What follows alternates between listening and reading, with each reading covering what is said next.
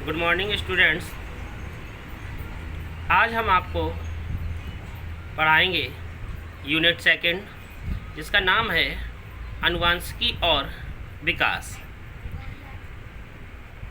जिसके चैप्टर का नाम है वंशागति का मेंडलीय आधार। वंशागति का मेंडलीय आधार, मेंडलिज्म बेसिस ऑफ इनहेरिटेंस। तो आज आपका यूनिट सेकंड प्रारंभ हो रही है, जिसमें आनुवांशिकी और विकास आपकी यूनिट का नाम है। जो इसका फर्स्ट अध्याय है, जिसके अध्याय का नाम है वंशागति का मेंडलीय आधार, जिसे हम कह सकते हैं मेंडलिज्म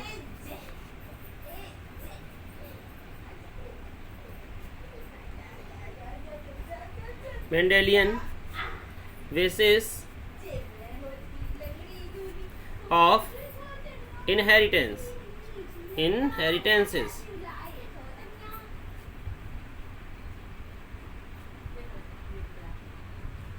तो ये आज आपका नया चैप्टर है। वंशागति क्या है? सभी जानते हैं कि अपने वंश को निरंतर बनाए रखने के लिए जो पीढ़ी एक दूसरी पीढ़ी में स्थानांतरित होते हैं, वे वंशागति या आनुवांशिक लक्षण कहलाती है। तो इसकी जो डेफिनेशन वो इस प्रकार से है, वंशागति या आनुवांशिक लक्षण। तो जीवों के वे लक्षण जो एक पीढ़ी से दूसरी पीढ़ी में स्थानांतरित होते हैं, वंशागत या आनुवांशिक लक्षण कहलाते हैं। इन लक्षणों का एक पीढ़ी से दूसरी पीढ़ी में स्थानांतरण वंशागति कहलाता है। विभिन्न लक्षणों की वंशागति का अध्ययन हम आनुवांशिकी के अंतर्गत करते हैं। आनुवांशिकी क्या है? यानी कि आनुवांशिकी में जिसमें जनक के गुण पाए जाते हैं, वह आनुवांशिकी कहलाता है, यानी कि उसे हम जेनेटिक्स कह सकते हैं। तो जीवधारियों की विभिन्नताएं आनुवांशिकी की दृष्टि से बहुत महत्वपूर्ण होती है। सामान्य वातावरणीय परिस्थितियों में, जैसे जैव समष्टि में प्रकट होने वाली विभिन्नताओं का मुख्य आधार अर्धसूत्री विभाजन एवं युग्मकों के संलयन और निषेचन के ऊपर आधारित होता है। आनुवांशिकी के अध्ययन में विभिन्न आनुवांशिकी इकाइयों तथा उसकी निम्न क्रियाविधियों को भी सम्मिलित किया जाता है। तो सबसे पहले इसकी जो हेडिंग होगी वो होगी आनुवांशिकी या जनन की। तो सबसे पहली हेडिंग है आनुवांशिकी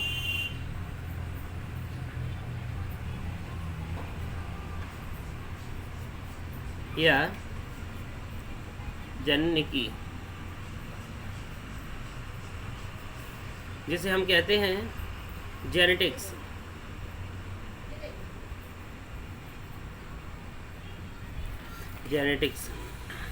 तो जीव विज्ञान की, इसमें लिखेंगे जीव विज्ञान की वह शाखा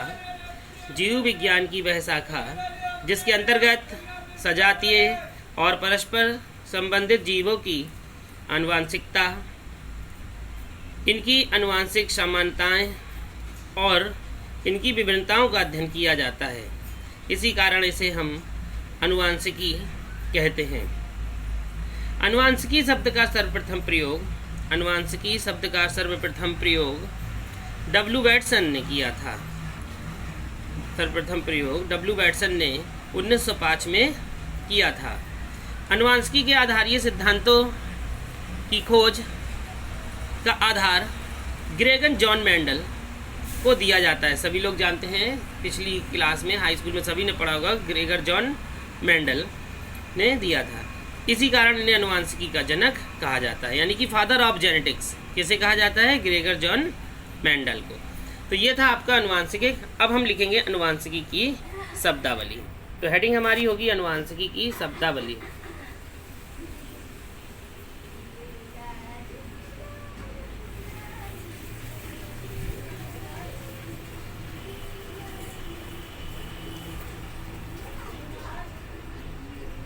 आनुवांशिकी की शब्दावली, जिसे हम कह सकते हैं टर्मिनोलॉजी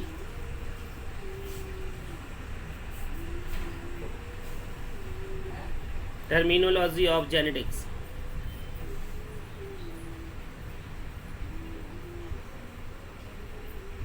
टर्मिनोलॉजी ऑफ जेनेटिक्स। तो अनुवांशिकी के अध्ययन में कुछ विशेष पारिभाषिक शब्दों का उपयोग किया जाता है, इसी कारण इसे अनुवांशिकी की या शब्दावली कहते हैं। तो नंबर 1 इसमें हेडिंग डालेंगे जीन। जीन हमारी हेडिंग होगी नंबर 1।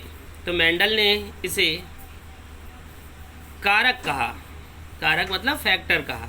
तो जीन गुणसूत्र पर स्थित वह रचना है, जीन गुणसूत्र पर स्थित वह रचना है जो किसी अनुवांशिक लक्षण को पीढ़ी दर पीढ़ी स्थानांतरित करती है, जो किसी अनुवांशिक लक्षण को पीढ़ी दर पीढ़ी स्थानांतरित करती है। यह अनुवांशिक पदार्थ की क्रियात्मक इकाई होती है।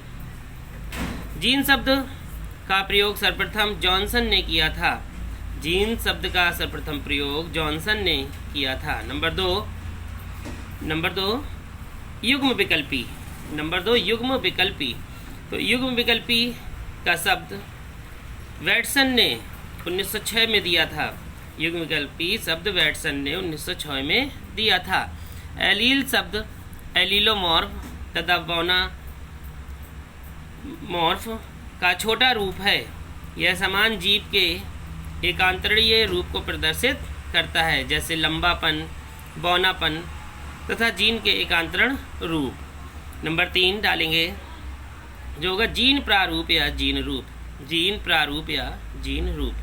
तो किसी जीव का अनुवांशिक संगठन, किसी जीव का अनुवांशिक संगठन वह होता है जैसे कैपिटल टी, सभी पढ़ चुके हैं पिछली क्लास में, कैपिटल टी, फिर कैपिटल टी स्मॉल टी तथा स्मॉल टी। तो कैपिटल टी क्या है? शुद्ध लंबे पौधे। और जो कैपिटल टी स्मॉल टी है वह संकर पौधे हैं, और जो स्मॉल टी है वह कैसे हैं? शुद्ध बौने पौधे। तो जीव के ये प्रारूप है। नंबर 5 लक्षण प्रारूप या दृश्य रूप। यह जीवों के लक्षणों जैसे रंग, रूप, लिंग आदि को प्रदर्शित करते हैं। तो ये थे आपके अनुवांशिक की शब्दावली। अब अगली हेडिंग है जीन बिंदु, यानी कि जीन बिंदु क्या है? तो यह किसी गुणसूत्र पर जीन की वास्तविक स्थिति होती है। यह किसी गुणसूत्र पर जीन की वास्तविक स्थिति होती है। नंबर 6 समयुग्मजी। नंबर 6 समयुग्मजी। जब एक लक्षण के लिए दोनों जीन्स एक समान प्रकार के होते हैं, तो उसे समयुग्मजी या लक्षण के लिए अनुवांशिकी शुद्धता कहते हैं। अनुवांशिकी शुद्धता कहते हैं। ये ऐसे संतति को जन्म देते हैं, ये ऐसी संतति को जन्म देते हैं जिनमें स्वाप्रजनन पर जनक समान लक्षण उत्पन्न करती है, जैसे प्रभावी समयुग्मजी यानी कि कैपिटल टी, प्रभाजी समयुग्मजी जैसे कैपिटल टी, और अप्रभाजी समयुग्मजी स्मॉल टी।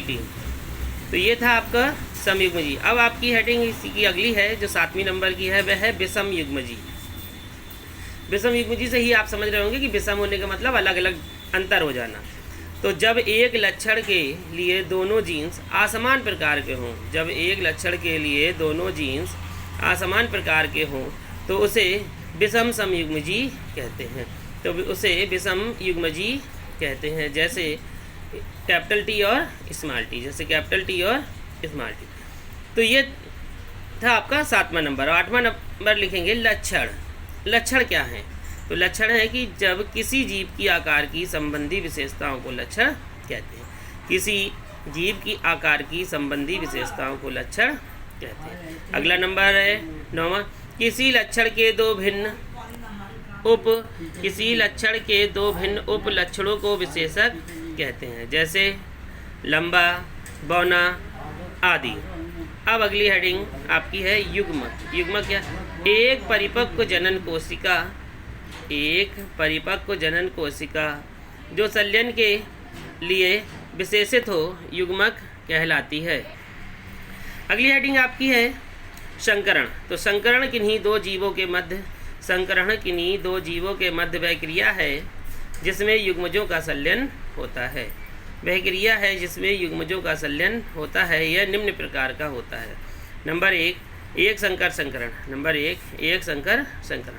तो ऐसा संकरण जिनमें केवल एक लक्षण लिया जाए, ऐसा संकरण जिनमें केवल एक लक्षण लिया जाए। नंबर 2 द्विसंकरण, ऐसा संकरण जिनमें एक साथ 2 लक्षण लिए जाए, वह द्विसंकरण कहलाता है। इसी प्रकार व्युत्क्रम लक्षण यानी कि ऐसा संकरण जिसमें जनकों की अदला बदली की जाए, जिसमें जनकों की अदला बदली की जाए। जैसे किसी एक संकरण के लिए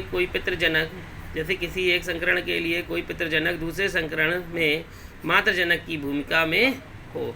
इसी प्रकार से इसी का अगला भी होता है जिसे हम विपरीत संकरण कहते हैं। क्या कहते हैं? विपरीत संकरण।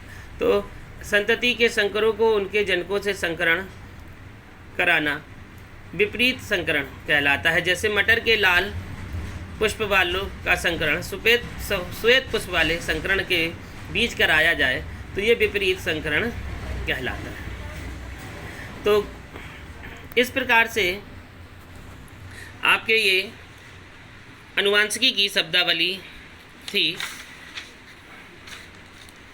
अब हम अगली क्लास में आपको पढ़ाएंगे मेंडलवाद, यानी कि मेंडलवाद क्या है, जिसे हम मेंडलिज्म कहते हैं। चलिए अच्छा आदि हम पढ़ा दे रहे हैं कि मेंडलवाद क्या है। तो हेडिंग हमारी है, अगली हेडिंग है मेंडलवाद।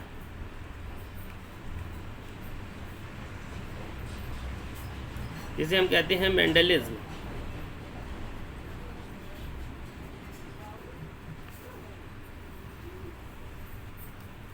मेंडलिज्म सभी जानते हैं, इस चीज़ से परिचित भी हैं कि मेंडलवाद क्या है। ग्रोगन जैन मेंडल यानी कि कौन थे और इन्होंने किस चीज़ की खोज की थी और इन्हें क्या कहा जाता है। तो ग्रोगर जैन मेंडल को अनुवांशिकी का जनक कहा जाता है, क्योंकि अनुवांशिकी के लक्षण को इन्होंने ही प्रदर्शित किया था। तो कल की हमारी ये हेडिंग होगी मेंडलवाद।